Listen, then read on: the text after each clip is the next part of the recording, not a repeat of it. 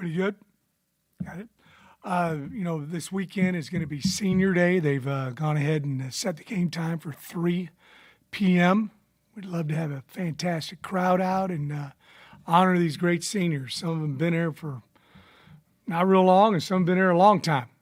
So we would really like to get a great crowd out here and honor those guys. They've done a great job. I was talking to them this morning. We had a team meeting and just talking about being able to walk through the front door of a place because you've done a good job. You've done everything the way you're supposed to do it, and these guys are going to be able to walk through the front door of the University of Houston for the rest of their lives. So really proud of these guys and look forward to honoring them and their families this weekend at 3 o'clock. Anybody have any questions?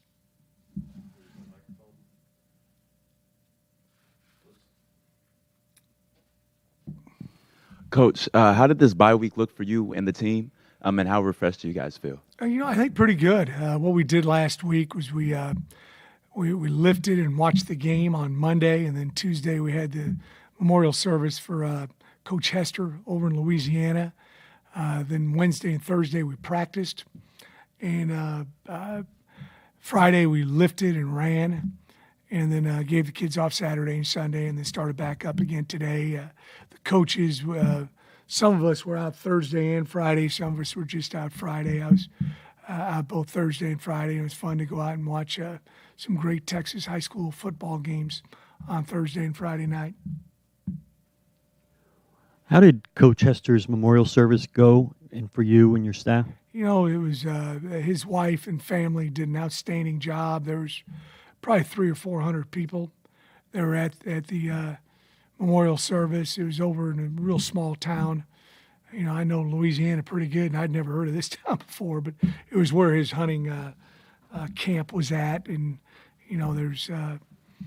so there's a lot of people who had, been with him at different schools, different places, family, neighbors.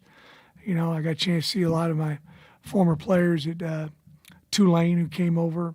And then we're going to have a service for Coach. We're looking at either this Wednesday or Thursday, in the afternoon, and his family's back here in town, and we wanted to, we'll have some of our players speak and some of the coaches, and but we're determining a final time on that. We were talking about that yesterday.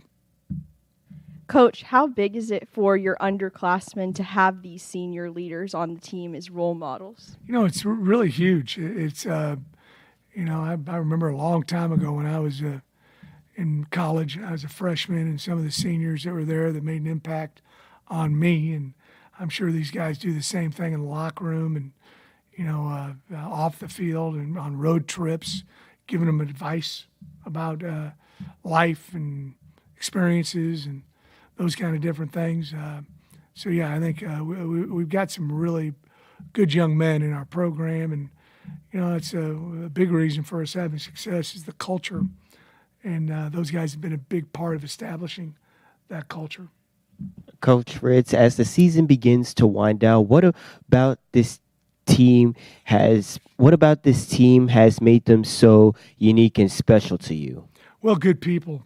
Like we talked about, it's one of the things you try to do when you recruit and get guys coming to your program. You want to have great people in your program, and I think our coaches, our recruiting staff, everybody has done a phenomenal job of getting the right guys that fit how we do things. We're very structured, very organized, do things, maybe differently than some other people. It's how we do it. And we got to find guys that fit in with the way we do things. So I'm very, proud of the makeup of this team character-wise. I think a lot of that's attributed to the seniors. Coach, having been around a lot of senior nights, what does it mean to you to see their families, come from out of town and all places, just, to share that moment with the players? Well, I think it's really neat. I've been through a bunch of them, as you said, and it's sometimes these when the season gets over, it's more difficult on the parents than it is on the players because they're used to coming to these games and they've made really good friends, and I think they think about, hey, this is kind of the end of it. And sometimes the players don't think that way, and I've seen that happen many times before too, because they make good friends with the other parents of, our players. So yeah, it's neat. It's just, I've mentioned it a few times, but I've had 3 calls this morning on guys that played for me years ago that are coming to the game this weekend. I'm sure by the end of the week it'll be 30. So it's always neat to, establish these relationships and, they're lifelong relationships.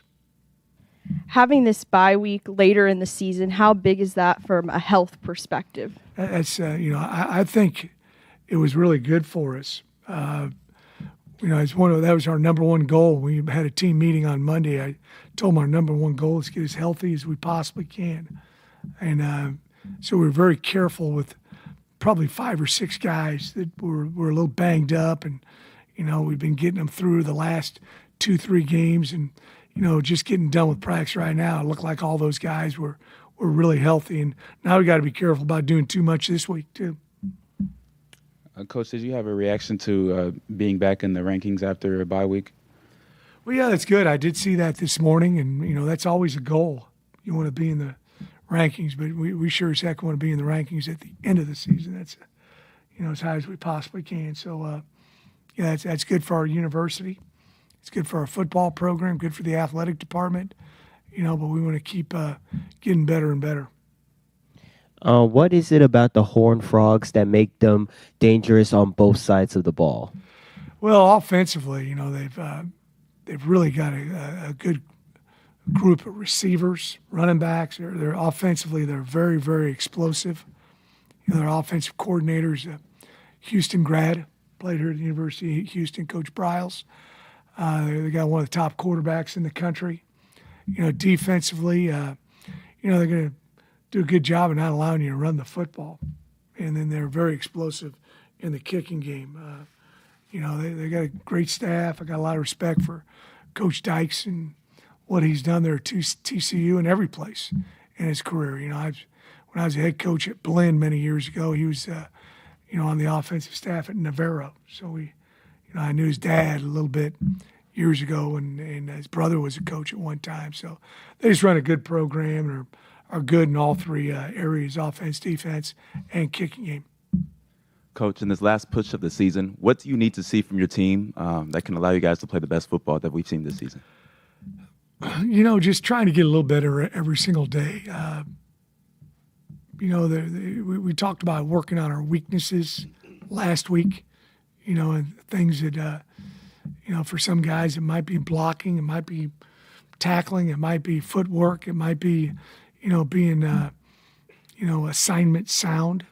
That was a big one. And I told our coaches, we've had a few days to work on these guys. Let's make sure we lock in on what we want to do so we can rep it this week. I've been around coaches sometimes have 2 weeks to prepare, and they're still trying to put in new stuff on Thursday and Friday, and that's not to your advantage. So, just everybody getting a little bit better during the bye week on something that you're not real strong at.